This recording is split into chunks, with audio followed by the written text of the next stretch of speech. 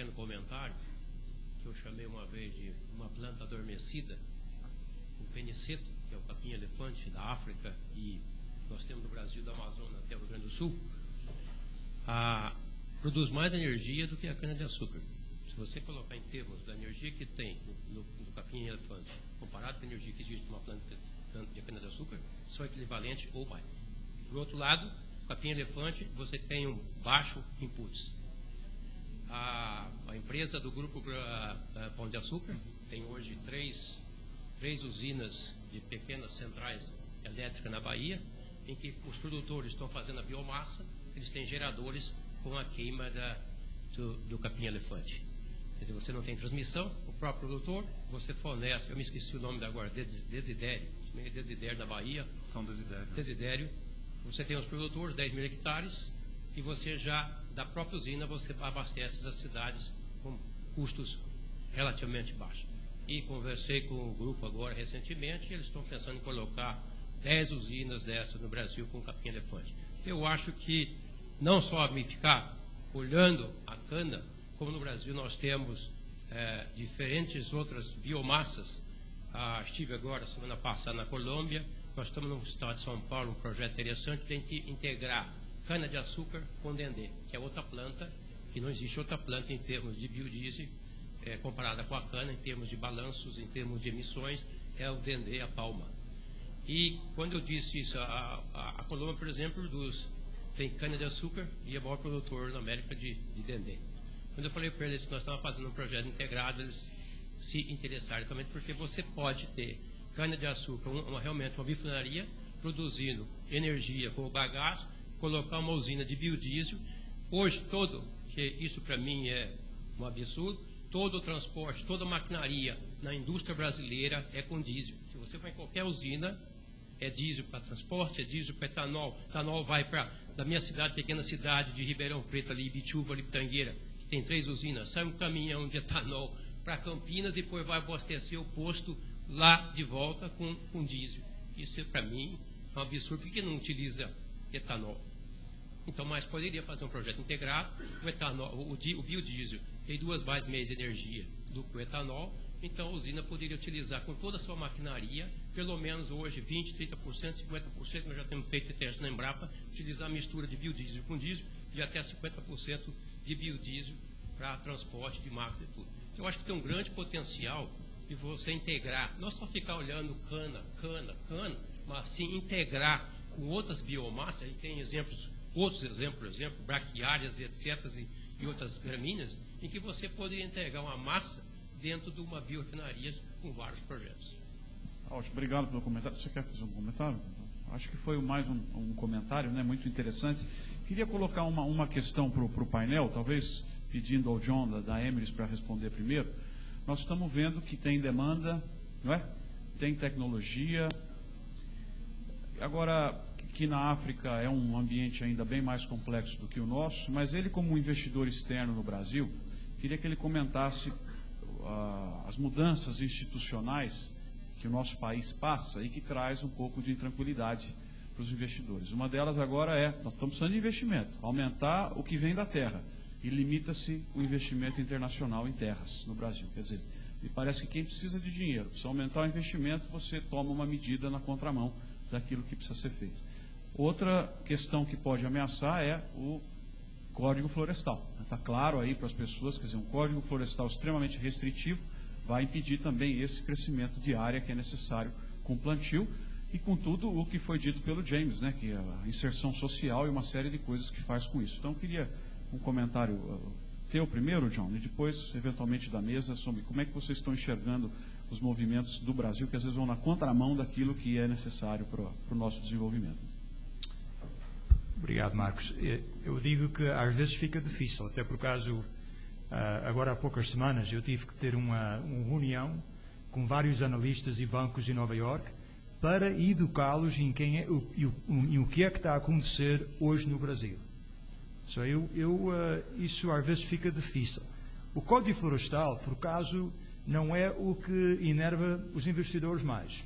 O que enerva os investidores mais é quando eles abrem o jornal e começam a ler, e estão a ler a respeito de o preço do etanol ser controlado, o volume ser controlado, estoques têm que estar controlados, o potencial dos exports de açúcar e etanol serem controlados. Isso é que enerva investidores de fora. O nosso objetivo tem sido assentar com os investidores, explicar como é que a indústria trabalha cá no Brasil e lhe dar uma confiança que no curto prazo está a haver muito barulho, mas no futuro e longo prazo parece que há confiança e estabilidade no mercado. E isso é muito importante. Os investidores de fora ficam muito enervados quando abrem o jornal e ouvem que o governo quer controlar a indústria. E quando é uma indústria que tem sucesso, isso é que fica muito consumo fora. Mas eu estou a dizer, hoje, não, isso é que é o problema. Obrigado. Mais alguém gostaria de responder? Poucos comentários? Outro, John? Não? Tudo bem? Espaço para mais uma pergunta, está lá no fundo.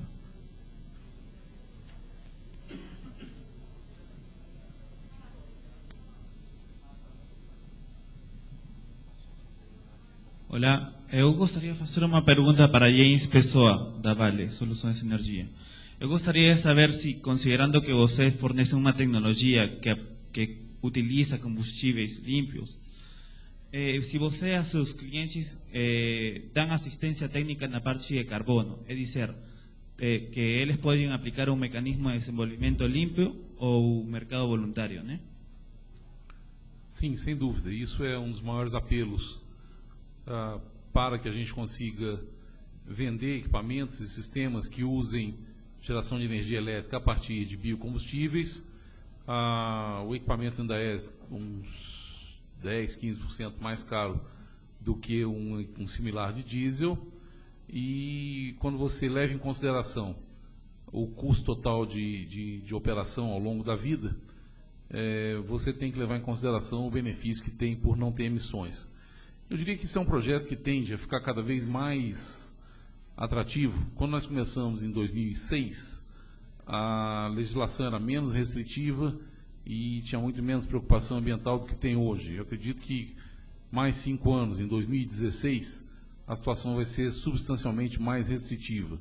Você começa a ver movimentos, por exemplo, do governo e do governo do Estado de São Paulo, da Prefeitura, tentando limitar o uso de diesel no horário de ponta, que aliás é um contrassenso em que, claro que é justificado para poder escapar da tarifa do horário de ponta, de 5 às 8, que é cerca de 8 vezes mais cara do que do fora ponta, mas, por outro lado, ninguém restringe a utilização de diesel nesse horário. São cerca de 450 megawatts que entram na cidade de São Paulo, milhares de geradores a diesel e um volume imenso de emissões de CO2, principalmente nesse horário final de dia.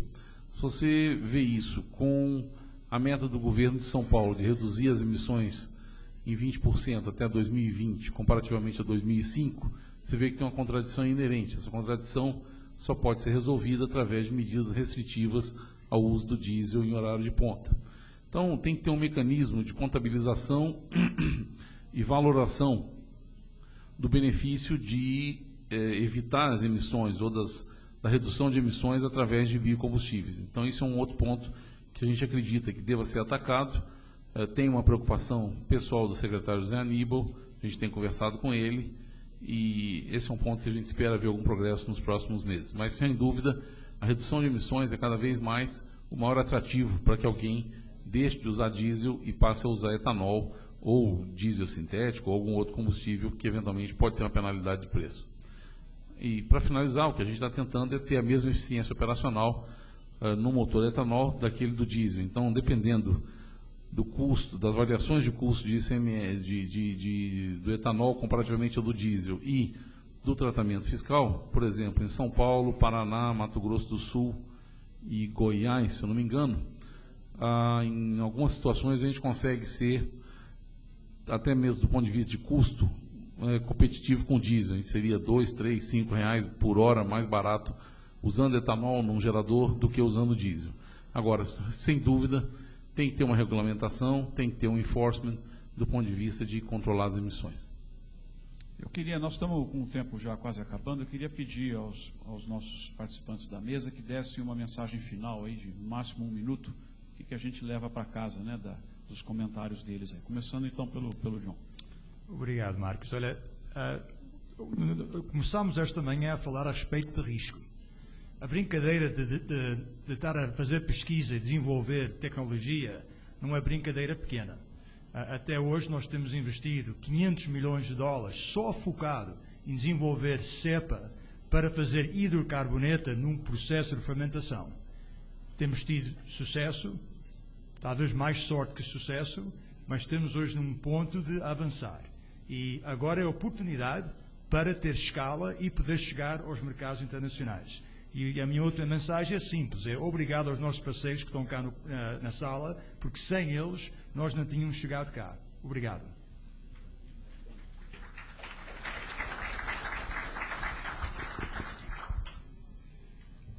Nós tivemos a oportunidade de ver que este mercado de etanol é uma oportunidade e é um desafio. Nós vimos também, e alguns comentários que nós tivemos hoje, que esse mercado de etanol que nós temos hoje não é muito diferente do mercado de petróleo que nós tínhamos há muitos anos atrás, onde o petróleo no início era caro, poucas soluções, e o consumo começou a aumentar à medida que as soluções vieram caminhando. Isso está começando a acontecer na área do etanol.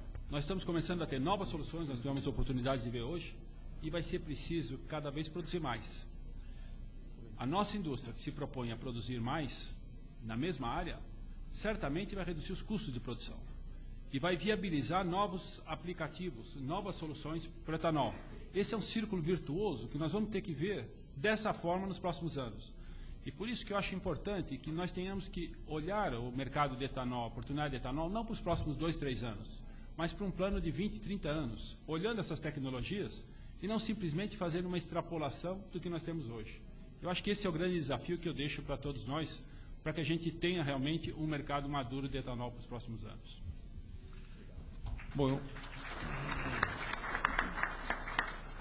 concordo integralmente com a visão do Antônio e tem alguns mitos que você vê por aí de que produção de biocombustíveis vai atrapalhar a produção de alimentos e tal. Se você olhar qual era a produção brasileira agrícola de grãos em 1970, não sei o número exato, mas era da ordem de 30 milhões de toneladas.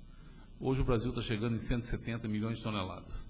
Ao mesmo tempo, nesses 40 anos, qual foi a evolução da produção de etanol? Eu não sei qual era a produção de etanol em 1970, mas hoje o Brasil produz 28, 30 bilhões de litros de etanol, sem ter atrapalhado em nada a produção de alimentos. Então, se você pega uma condição ambiental cada vez mais ameaçadora e realmente tem efeitos provenientes de queima de combustíveis fósseis, com a disponibilidade de terras e com as novas tecnologias que tem, é possível pensar realmente num novo modelo que não somente use combustíveis não poluentes, mas que aproveite também para introduzir maior sustentabilidade nos processos, inclusão social e uma melhoria de condição de vida. Eu acho que biocombustíveis, num sentido mais amplo, podem ser uma ferramenta para uma melhoria das condições do mundo. Obrigado.